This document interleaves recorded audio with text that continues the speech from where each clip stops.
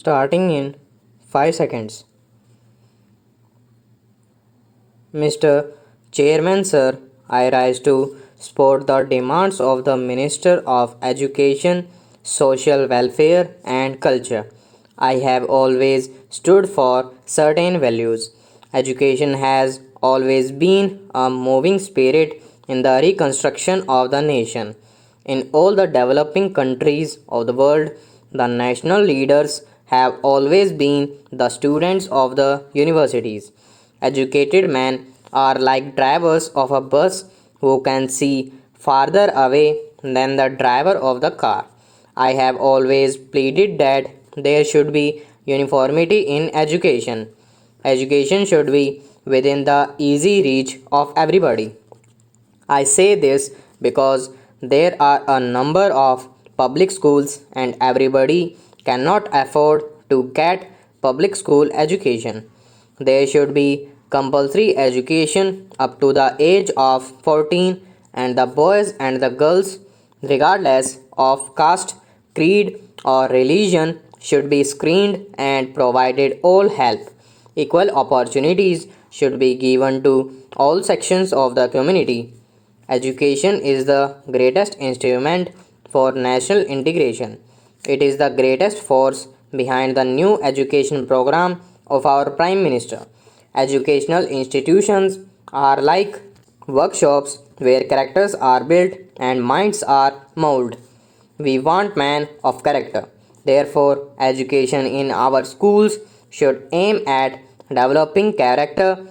I have to point out that our country's educational system has always been governed by trial and error. We find that changes are made frequently. There should be a consistent system of education right from the primary stage. It is not just like picking up a flower from one bush and leaves from another and expecting the combination to grow into a living plant. It does not work that way.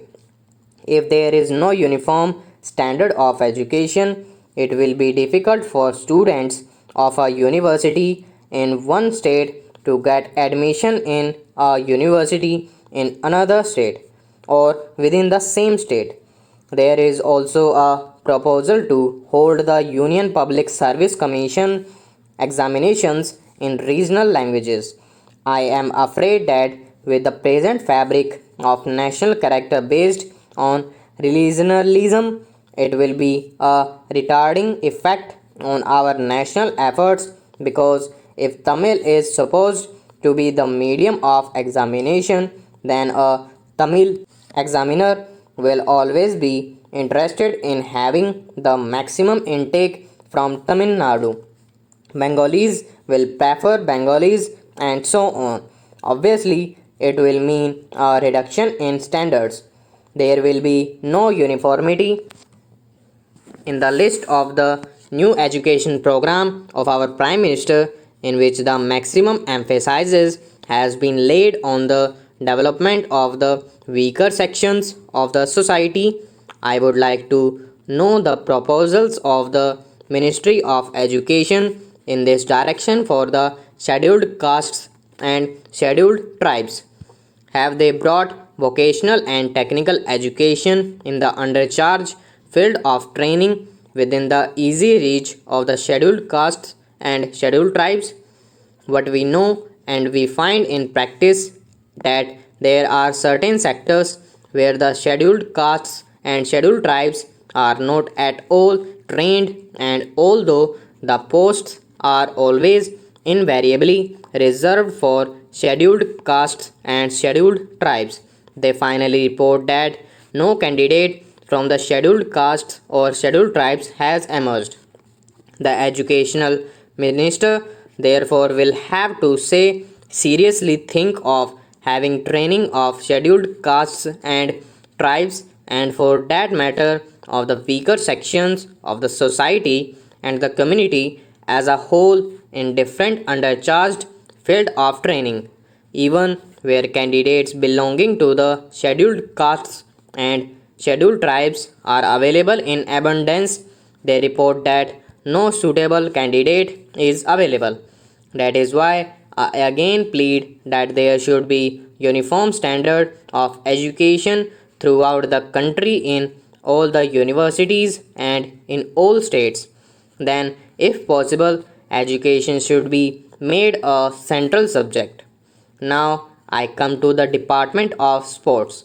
Before I deal with the subject of sports, I would like to draw the attention of the Education Minister to 2 points, one of which relates to the Ministry of Education and the other to the Department of Culture to commemorate the memory of a great scientist of our country, the late Professor Bose, who is no more with us. An institute has been formed in Calcutta.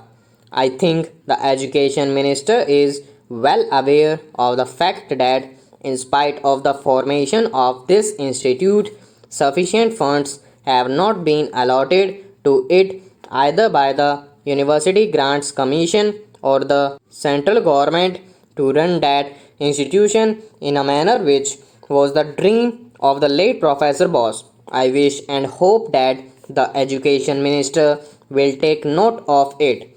Having made these two requests, I will now deal with the subject of sports, which is not properly looked after in our country.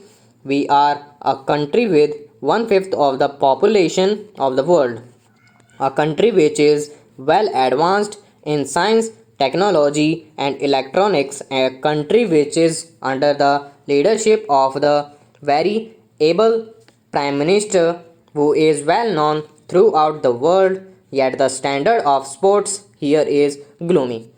Stop.